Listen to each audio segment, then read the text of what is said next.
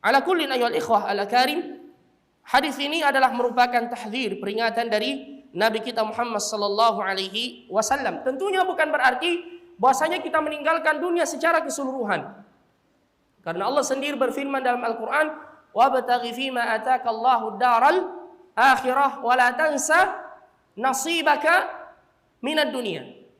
Tapi yang tercela ayuhal ikhwah, ketika kesibukan kita terhadap dunia itu melalaikan kita dari kewajiban kita, melalaikan kita dari ketaatan kepada Allah Subhanahu wa ta'ala, melalaikan kita untuk mengeluarkan yang menjadi kewajiban kita dari zakat yang harus dikeluarkan dari harta kita, kemudian menyantuni fakir miskin, membantu orang lain.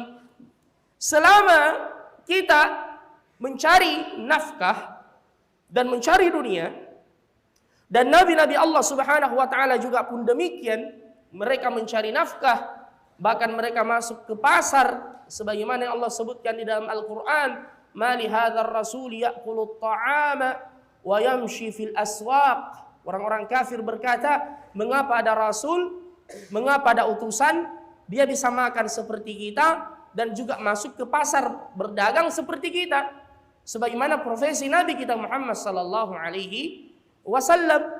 Begitu pula nabi-nabi yang lain. Tidaklah ada nabi yang diutus, kata Rasulullah, melainkan mereka itu sebagai seorang penggembala. Seperti Nabi Musa alaihi salam, ketika Allah Subhanahu wa taala bertanya kepadanya, "Wa ma tilka biyaminika ya Musa?" Apa itu di tangan kananmu wahai Musa? Qala, apa jawaban Nabi Musa? "Hiya 'asaya." Ini adalah tongkatku, atawakka'u 'alaiha. Yang dengannya saya bertumpu pada tongkat ini, terutama kalau berjalan di tempat yang mendaki. Wa ahushu biha 'ala ghanami. Dan saya gunakan tongkat ini untuk memukul dahan dan ranting agar daun-daunnya itu jatuh dan saya beri makan kepada ghanami, kambing saya. Begitu pula Nabi kita Muhammad sallallahu alaihi wasallam. Dan sebagian ulama ada menyebutkan hikmahnya bahwasanya para nabi dan rasul itu telah dilatih untuk menghadapi umatnya. Kambing itu kalau ditarik ke kanan lari ke kiri. Ya. Dan umat para nabi seperti itu, dipanggil ke kanan larinya ke kiri. Ya. Jadi sejak dini dilatih oleh Allah Subhanahu wa taala. Ala kullin, para nabi-nabi Allah sampai yang Allah berikan kelapangan kepada mereka, bahkan kekuasaan dan kekayaan seperti Nabi Daud alaihi salam. Kata Nabi sallallahu alaihi wasallam, sesungguhnya Daud ya'kulu min 'amali yadihi, dia makan dari hasil tangannya. Ya, apa profesi Nabi Daud alaihi salam? Beliau adalah pandai besi. Wa alanna lahu, kami menjadikan besi itu menjadi lunak di tangannya. Jadi Nabi Daud kalau ada besi yang keras seperti ini, begitu sampai di tangannya melunak. Kemudian dia bisa bentuk sesuai dengan yang dia inginkan. Beliau membuat baju perang atau membuat peralatan-peralatan yang lain yang dibutuhkan. Jadi Nabi Daud alaihissalam ya'kul min 'amali yadihi. Beliau makan dari hasil tangannya. Ini menunjukkan bahwasanya kita disuruh oleh Allah Subhanahu wa taala untuk bekerja.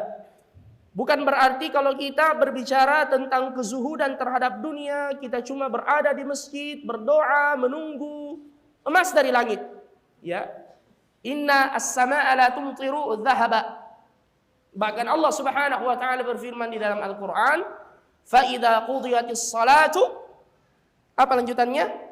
Fantashiru fil ardi wabtaghu min fadlillah. Jika salat telah ditunaikan, maka bertebaranlah kalian di permukaan bumi dan cari keutamaan dari Allah. Cari rezeki dari Allah Subhanahu wa taala. Dan hadis yang sudah pernah kita bahas, "Lau annakum tatawakkaluna 'ala Allahi haqqa tawakkuli la razaqakum kama razaqat thair taghdu khimasan wa ta'udu bitana."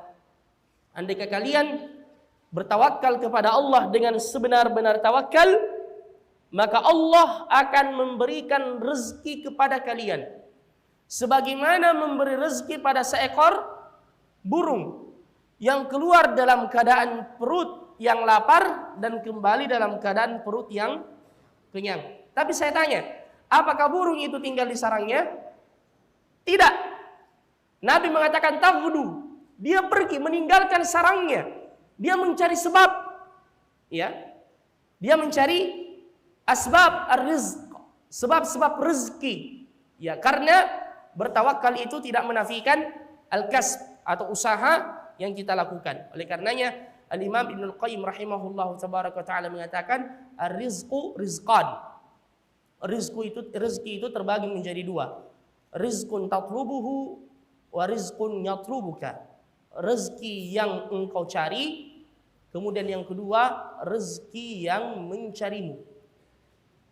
Ya. Adapun rezeki yang kau cari, Allah akan berikan kepadamu li'adlihi. Ini adalah merupakan bentuk keadilan Allah. Orang yang berusaha tidak akan disia-siakan usahanya oleh Allah. Sebaliknya ada rezeki yang mencari Anda, yang memang yang sudah ditentukan untuk kita. Ya, buktinya ada juga orang yang banting tulang mencari rezeki tidak dapat-dapat. Ada orang yang cuma duduk di rumahnya, masya Allah, cuma angkat telepon saja, ya, setiap saat ada notifikasi masuk ya ke HP-nya, ada transferan dan seterusnya, dan dia duduk manis di rumahnya. Makanya jangan pernah kita galau tentang masalah ini ayyuhal ikhwah. Karena Allah sendiri mengatakan nahnu qasamna bainahum ma'isyatahum fil hayati dunya. Kami yang membagi-bagikan itu di antara manusia. Ada yang dilebihkan, ada yang dikurangi. Subhanallah. Wallahu yabsutur rizqa liman yasha'u wa yaqdir. Dialah Allah Subhanahu wa taala yang membentangkan rezeki bagi sebagian yang lain dan disempitkan bagi sebagian yang lain. Bahkan terkadang ada seseorang yang diharamkan darinya dunia, ini adalah merupakan bukti cinta Allah kepadanya. Mengapa bisa demikian? Sebagaimana dalam riwayat yang sahih, Nabi sallallahu alaihi wasallam menyebutkan bahwasanya sesungguhnya Allah Subhanahu wa taala yahmi ahadakum minad dunya.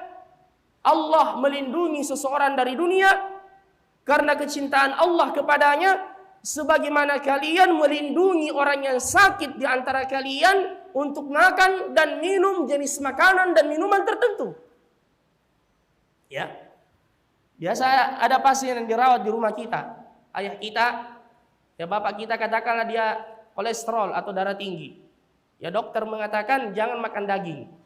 Jangan makan yang berlemak-lemak. Tapi ya bapak kita ini ya mau sekali makan coto atau konro. Ya. Dan kita juga kasihan melihatnya. Sampai terkadang kita menangis, oh kok dong bapak saya. Ya. Mau makan konro tapi dokter larang. Ya. Kita menghalangi makanan itu darinya bukan berarti kita benci, tapi kita sayang pada dia. Bahkan andaikan dokter mengatakan makan saja. Misalnya sudah sakit keras, dibawa ke dokter. Apa pantangannya dok? Tidak ada sih, makan mie semua. Apa yang dia minta kasih. Ini pertanda apa? Sebentar lagi. Dia mau kau tahan-tahani. Kasih mie semua, ini permintaan yang terakhir mungkin. Apa yang dia mau kasih? Ini pertanda apa? Ya bahwasanya tidak lama lagi lampu merah akan menyala. Begitu pula terkadang Allah menghalangi seseorang itu dari dunia yang mungkin dia sangat menginginkannya karena Allah cinta kepadanya. Makanya jangan kita berburuk sangka kepada Allah Subhanahu wa taala. Jangan kita mengatakan, wah Allah tidak adil. Mana keadilan Allah? Saya sudah mengamalkan semua itu. Ya, 5 poin yang disampaikan oleh Ustadz tentang sebab-sebab rezeki dibuka. Saya sudah rajin bersilaturahmi, kemudian rajin beristighfar, rajin bersedekah, kemudian yang lain-lain, tapi nampaknya tidak ada tambahan rezeki buat saya. Boleh jadi wahai saudaraku, Allah Subhanahu wa taala cinta kepada Anda. Dalam haditsul qudsi Allah Subhanahu wa taala berfirman, ada di antara hambaku yang tidak cocok untuknya kecuali kekayaan. Kalau saya jadikan dia miskin, saya merusaknya. Dan sebaliknya ada di antara hambaku ada yang tidak cocok untuknya kecuali kefakiran. Kalau saya membuat dia kaya, saya merusaknya, kata Allah Subhanahu wa taala. Jadi orang yang beriman hidupnya murtah, bahagia, senang dan tenang insyaallah tabaraka taala. Dia menikmati hidupnya antara dua sifat, baina syukri was sabar, antara kesyukuran kepada Allah dan kesabaran atas apa yang dialaminya.